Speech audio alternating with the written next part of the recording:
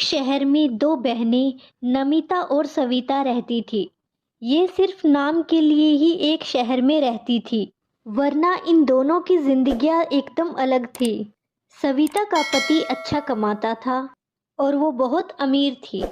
उसका एक बेटा मोहन था, जबकि नमिता बहुत गरीब थी। उसकी एक बेटी सोनल थी। सविता एक बड़े घर में रहती थी, जबकि नमिता एक झुग्गी में रहती थी। एक दिन सोनल अपनी मौसी सविता के घर गई। सविता के घर नौकरी कर रहे गार्ड ने उसे रोक लिया। ए लड़की, चल यहाँ से निकल। कहाँ भीख मांगने जा रही है? मैं भीख मांगने नहीं, बल्कि अपनी मौसी के घर जा रही हूँ। कौन मौसी? तभी उसे अपनी मौसी सविता सामने से आती हुई दिखाई देती है। उनके साथ उनका बेटा मोहन भी था।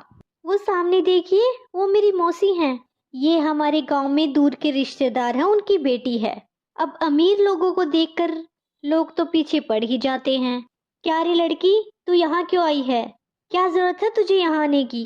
चल जा, तेरे जैसे गरीब लोगों से हम रिश्ता नहीं रखते। दोबारा यहाँ मत आना, वरना टांगे तोड़ के भगा दूंगा। मोहन और सविता ने उसे वहां से भगा दिया। गार्ड भी सोनल पर हंस रहा था। सोनल अपने घर आ जाती है। नमिता खाना बना रही होती है। तभी वहां सोनल ने आकर उसे सारी बात बताई। कोई बात नहीं सोनल, भगवान हमारे दिन जरूर बदलेंगे। माँ, हमारे पास बड़ा घर क्यों नहीं है? सोनल, अभी खाना खा लो। नहीं माँ, पहले बताओ हमारे पास बड़ा घर क्यों नहीं है? सबकी अपनी अपनी किस्मत है बेटा। हमारे पास बहुत सारे पैसे क्यों नहीं है? पैसे कमाने पड़ते हैं बेटा, तुम इन चक्रों में मत पड़ो। ठीक है माँ, मैं भी बड़ी होकर खूब पैसे कमाऊंगी। जरूर, मुझे पूरा विश्वास है।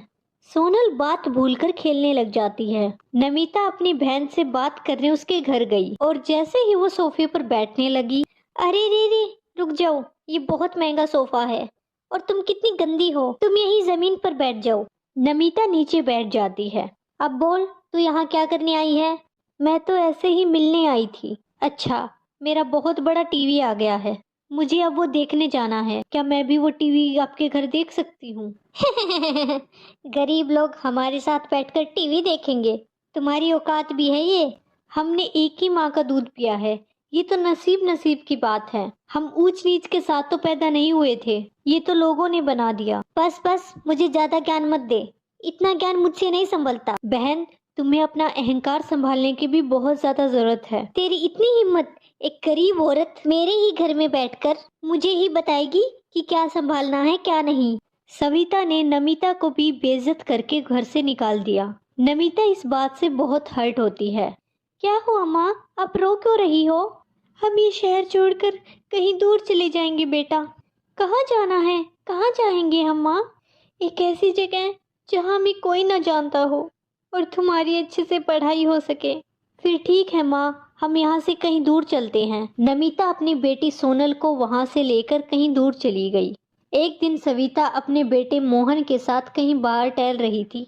तभी रास्ते में उसे एक भिखारी दिखाई दिया जो खाने के लिए कुछ मांग रहा था। मुझे बहुत भूख लगी है, कुछ खाने को दे दीजिए। हा, भिखारी लोग हमसे भीख क्यों मांगते हैं? माँ, क्या हम इतने अमीर हैं? हाँ बेटा, हम बहुत अमीर हैं।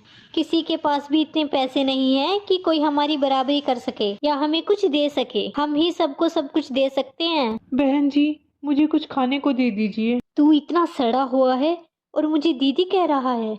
यहाँ से दूर निकल और दोबारा मेरे पास झांकना भी मत। सविता ने भिखारी को वहाँ से भगा दिया। धीरे धीरे सविता घमंडी होती जा रही थी। वो अब किसी से भी सीधे मुंह बात नहीं करती थी। ऐसे ही दिन बीतते गए।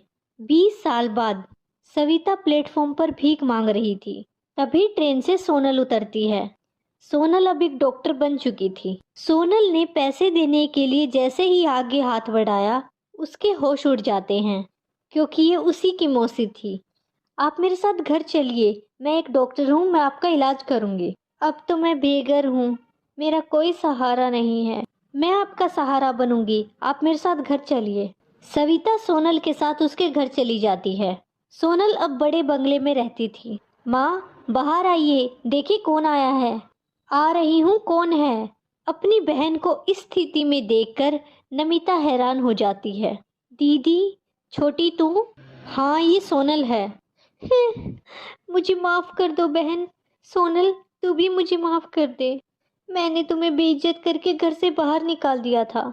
आज मैं खुद घर घर घूम रही हूँ। कोई बात नहीं दीदी, पुरानी बातों को भूल जाओ। ये सब कैसे हुआ और मोहन कहाँ है? एक दिन हमारा सारा बिजनेस डूब गया और जो कुछ भी बचा था वो मोहन ने ले लिया और मुझे घर से बाहर निकाल दिया। आपको यहाँ से कोई नहीं निकालेगा, आप बेफिक्र रहिए।